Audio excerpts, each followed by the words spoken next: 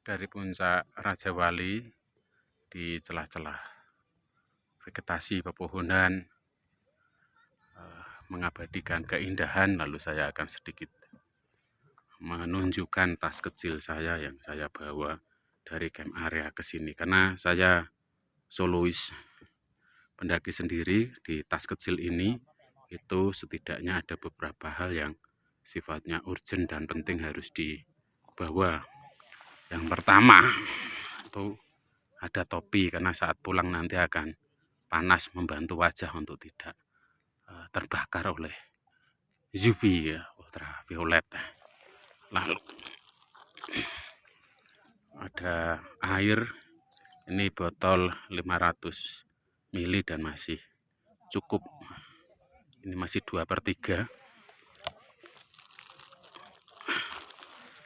Lalu kotak P3K ini tidak saya buka. Yang jelas di sini ada berbagai peralatan medis darurat dan komplit. Bahkan di dalamnya ini juga ada thermal BV-nya. Dalam situasi darurat bisa dimanfaatkan sebagai tenda dan mengatasi cuaca dingin. Lalu kendati ini masih di bulan Oktober, tetap membawa jas hujan karena di gunung juga memang cuacanya cukup misterius, unpredictable, jaga-jaga. Lalu ada juga kue. Kue ini cukup membantu dalam situasi darurat, memulihkan tenaga. Lalu tisu, ini situasi darurat ketika perut bermasalah, itu untuk membantu menjaga kebersihan. Lalu tentu di dalamnya masih ada KTP, uang, begitu. Kiranya cukup review perbekalan tas mungil saya, dan kembali lagi menikmati view yang di depan.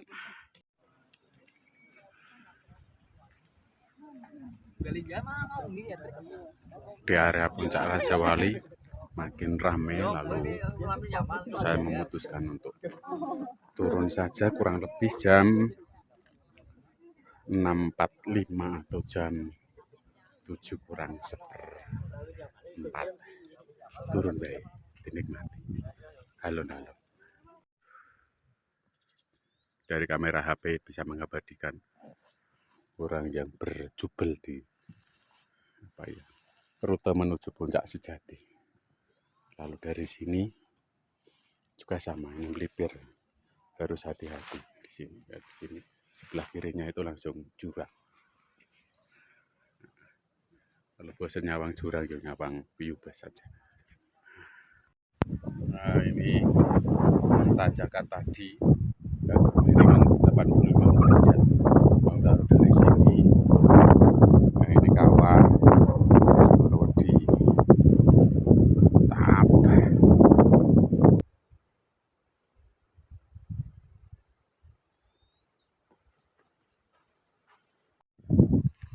Berhubung sudah sampai sini, maka saya akan coba tengok kawasan Segorowedi. Jadi kalau tadi pulang ini ke kawah, acuannya ini kita ambil sampingnya. Ambil sampingnya. Cuma yang sini. Cuma karena saya mau mampir ke Segorowedi, maka ini ambil yang ke kiri, di balik ini. Punggungan ini nanti di sini ada setapaknya.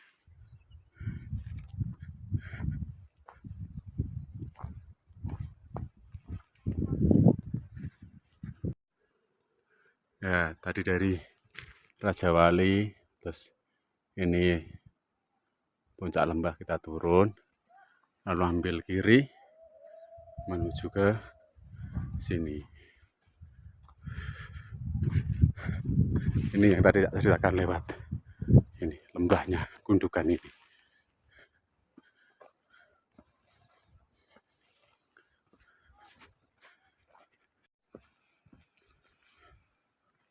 Nah, akhirnya tembus di sini ini. Nah, terlihat kan Nah, ini langsung turun lalu ke Segorowedi yang ada di sana. Terus nanti naik lagi. Ya memang harus naik turun kalau mau menemukan beberapa titik yang keren luar biasa. Dari sini menjadi jelas kalau tidak ada yang mengunjungi atau main ke Segorowedi.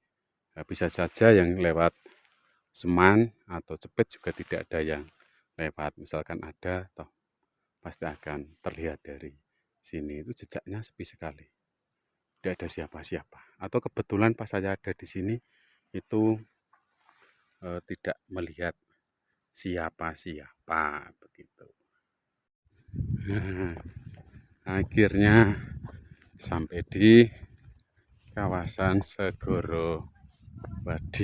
Nah, dari sini tuh keren, view-nya keren banget, asli, mantap pol.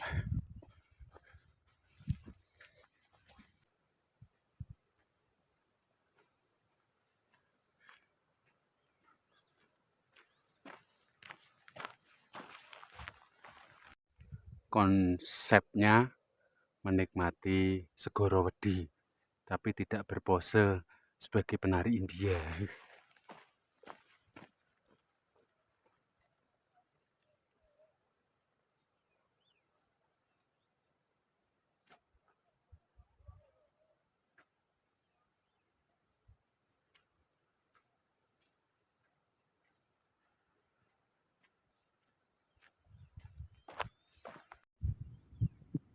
Nah, mengabadikan landscape Segorowedi kurang lebih sekitar 180 derajat. Kita akan kembali lagi ke sana, ke arah kawah yang ada asapnya itu. Naik lagi. Ya, dinikmati. Namanya juga petualangan. Kalau di atas itu suara-suara orang yang apa ya, mengekspresikan euforia, kegembiraan atas pencapaian mereka karena telah sampai di puncak Sumbing. Ya bebas-bebas saja sih. Tidak harus menang diam kayak saya, paling hanya senyum-senyum. Dari Segorowedi itu langsung ada papan petunjuknya untuk diarahkan menuju ke kawah, itu ambil kiri. Naik krekel-krekel lagi. Menjelang sampai kawah, di sini jelas ada plakat peringatan gas beracun kawah gunung api Sumbing. Cuaca buruk, mendung dan hujan diharapkan menghindari area kawah yang berasap itu.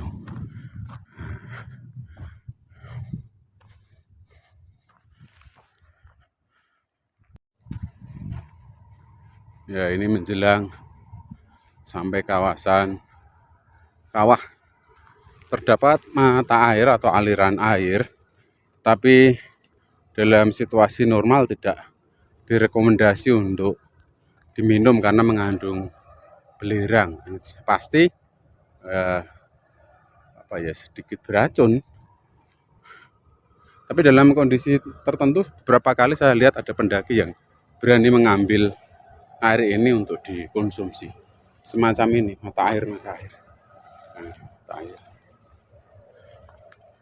Nah, semacam itu. Mata air. Itu anget itu. Air anget. Nah, itu kawahnya. Beberapa waktu yang lalu temanku itu mandi di situ. Saya mau membuktikan apakah ini anget atau tidak. Tapi pakai gayung temanku kemarin itu.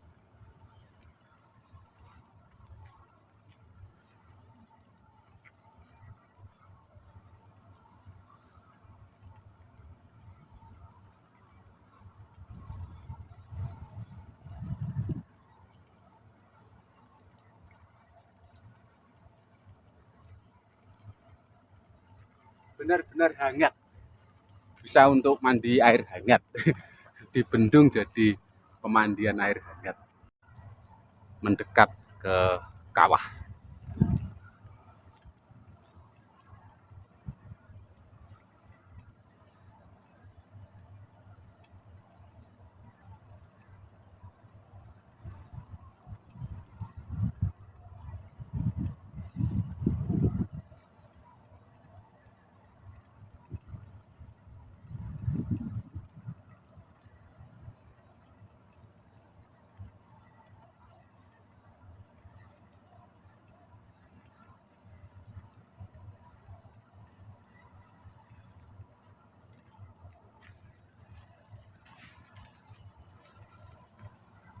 Kalau pengen mendekat ke kawah, tekniknya harus memantau arah angin. Yang jelas kita tidak menabrak arah asap, kita harus mengambil lawannya atau sebaliknya.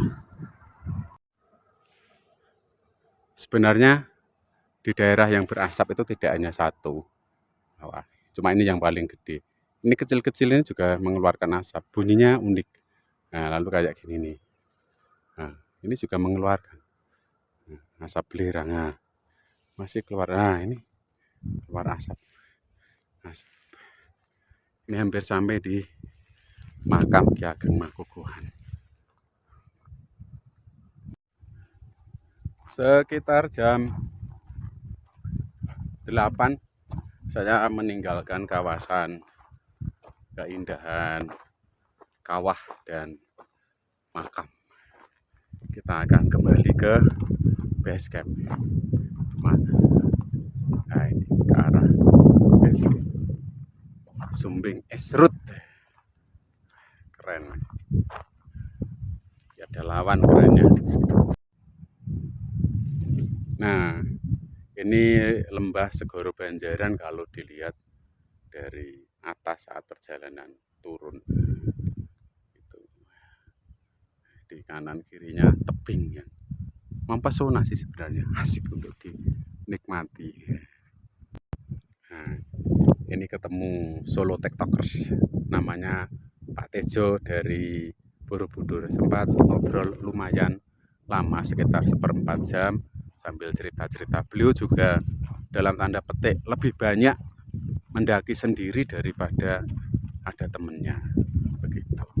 Dan dia katanya sudah berulang kali lewat jalur Butuh. Dia coba menengok makam mau ziarah. Saya tetap menikmati perjalanan seorang diri. Masih mode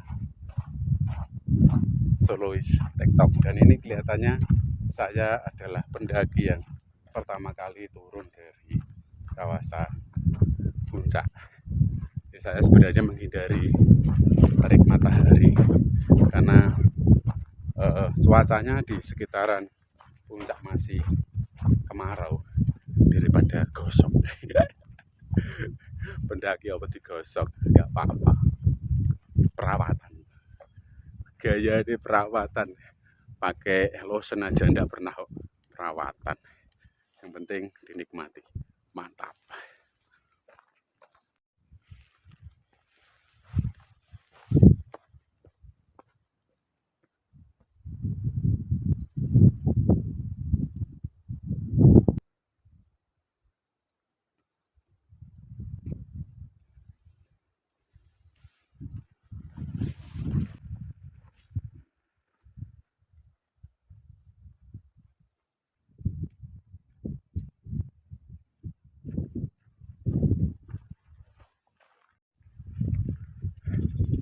Masih membingkai keindahan di lembah-lembah itu. Di depan sudah terlihat pertigaan menuju ke puncak sejati.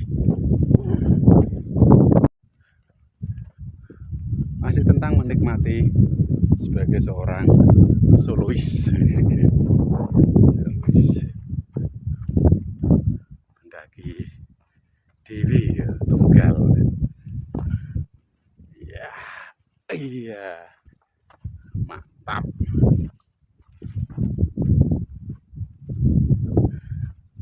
Kawasan lembah Bailek api ya. Mantap, mantap, mantap. Iya, akhirnya sampai di pertigaan. Tapi saya tidak ingin ke kanan kalau dari Puncak Raja Wali. Kita langsung pulang saja menuju ke bandara. Sampai tenda, masak, makan. Sesuatu yang luar biasa ya. Teramat keren dari sini. Ya di tengah apa ya sana itu merbabu, lalu lautan awan dibingkai dengan tebing kanan kiri. Mantap. Masih menikmati jalan sendirian. Wah, di belakang begitu luar biasa kerennya ini. Ini depan masih panorama yang mirip-mirip tapi keren. Keren asli, luar biasa. Ini banyak sekali orang yang foto-foto di batuan dua itu. Ini aslinya Watu Lawang ya ini. Nah, kayak pintu beneran. Oh, di depannya samudra atas awan. Mantap. Mulai berpapasan dengan para pendaki TikTok yang rata-rata itu jalannya jam 1, jam 12-an. Ini sekitar setengah 9, hampir jam 9 sampai di Watu Lawang. Saya tak jalan pelan-pelan sambil menikmati view bawah. Panoramanya pas sangat jelas ini. Anginnya sembribit karena ini di celah tebing. Sabenarnya keren, tanjakannya sekarang turunannya mulai curam setelah dua batu yang kayak pintu tadi itu. Lalu kalau di bawah panorama pemukiman bawah itu terlihat jelas. Kayak berbau guys. Jam 9 baru sampai di ujung tebing ini. Itu pos 4 kawasan camp tenda-tenda. Masih terlihat jauh sekali dari sini. Mantap, mantap. Jam 9 lebih 5 menit sampai di plakat bertuliskan Watu Lawang. Perjalanan memang turun agak lama karena banyak ngobrolnya ketika ketemu pendaki yang lain. Ngobrol dan ini sambil menikmati view bawah. Kalau ini setelah ini agak landai karena memotong punggungan bukit gitu. Tidak menuruni punggungan bukit tapi memotong. Setelah itu nanti baru turun di punggungan bukit. Sebagaimana tadi saya sampaikan bahwa ini memotong punggungan bukit jadi lebih landai dan lebih bisa dinikmati. Sedikit berbagi, ketika saya berjalan sendirian itu memang cenderung untuk bisa lebih menikmati suasana, lalu menziarahi diri saya, mengenal diri, ada batas-batas, ada kekuatan, ada kelemahan, tapi ada juga peluang-peluang yang bisa saya kembangkan untuk menjadikan diri saya berbenah lebih baik. Mantap pokoknya. Solo hiking itu keren. Tetap menapaki sebagai seorang pendaki solois. Lalu yang keren itu apa sih sebagai seorang pendaki solois? Bukan soal gaya-gaya, tidak. Tapi yang jelas sebagai seorang pendaki solois itu prioritas utama harus memiliki atau menguasai ilmu yang disebut dengan manajemen resiko. Karena kalau ada apa-apa itu yang bisa diandalkan ya hanya dirinya, tidak bisa mengandalkan orang lain. Nah, supaya bisa memanage resiko, maka menyangkut manajemen yang lain, misalkan manajemen perjalanan, manajemen logistik, manajemen waktu, itu semua harus diplan, diatur, lalu kita sebisa mungkin menaati apa yang sudah kita rancang, sehingga perjalanan itu menjadi perjalanan yang nyaman, yang enak, sehingga rekreasi tetap sebuah rekreasi. Begitu, mantap. Tadi melewati celah itu di antara tebing, lalu sekarang menikmati sabana yang terhampar begitu luasnya.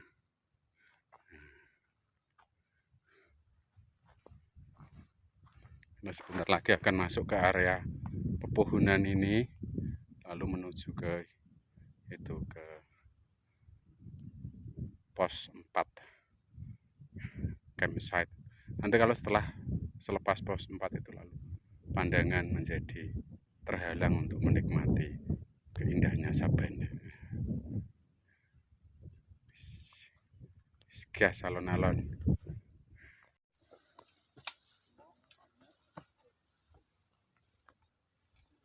Menjelang pos 4 masih ketemu satu rombongan TikTok yang berangkat jam 3. Ini persis setengah 10. Berarti mereka sudah 6,5 jam perjalanan sampai di sini. Jam 10 kurang 20 sampai di camp area masak bongkar mulih. Panas ya, amit-amit di sana. Pada kesempatan ini saya akan memberikan sebuah informasi mengenai pemanfaatan media alam ini, rumput, untuk dijadikan tumpuan dari tali, karena tanahnya rapuh sehingga kalau diberi pasak itu malah akan ketarik. Jadi memanfaatkan rumput itu bisa menjadi lebih kencang asal tahu caranya. Ini kayak gini nih.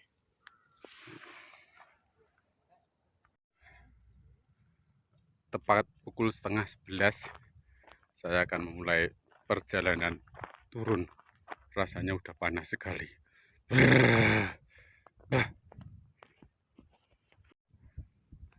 Mengabadikan sabana terakhir dari puncak Watu Ondo, akhir perjalanan Watu Ondo. Dari sini sabananya mantap, jas berpadu dengan langit biru.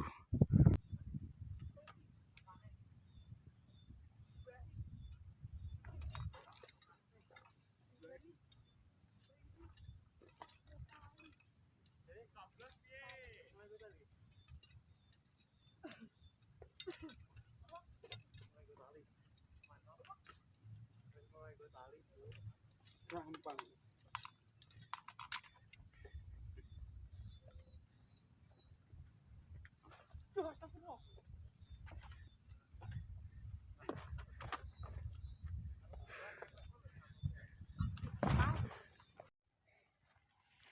Ini jalurnya tidak seperti kemarin, ini lebih kering berdebu, jadi ini lebih licin, maka harus lebih hati-hati.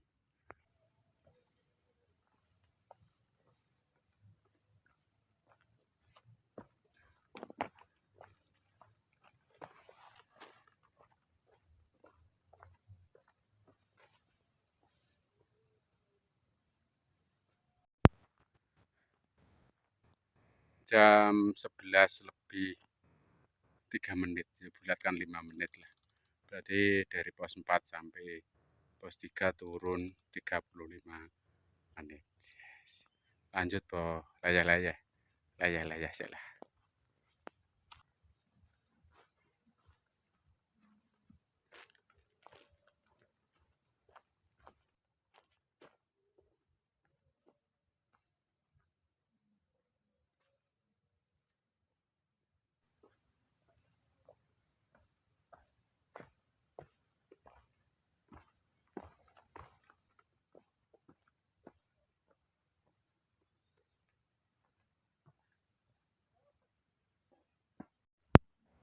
sampai di pos 2 setengah 12. Jam 12 akhirnya sampai di pos 1. Derita menuruni 1000 anak tangga dari pos 2 ke pos 1. Dari pos 4 sampai pos 1 ini saya belum ketemu pendaki yang naik maupun yang turun. Jadi suasana solo hikernya itu atau solo hikingnya itu betul-betul kerasa mantap.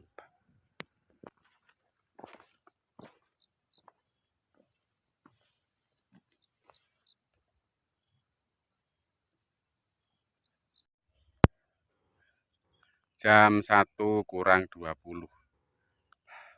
Jadi dihitung 23 jam 30 menit. Tidak sampai 24 jam dari pos 0 kembali ke pos 0 dan sempat sampai di puncak Raja Wali. Mantap.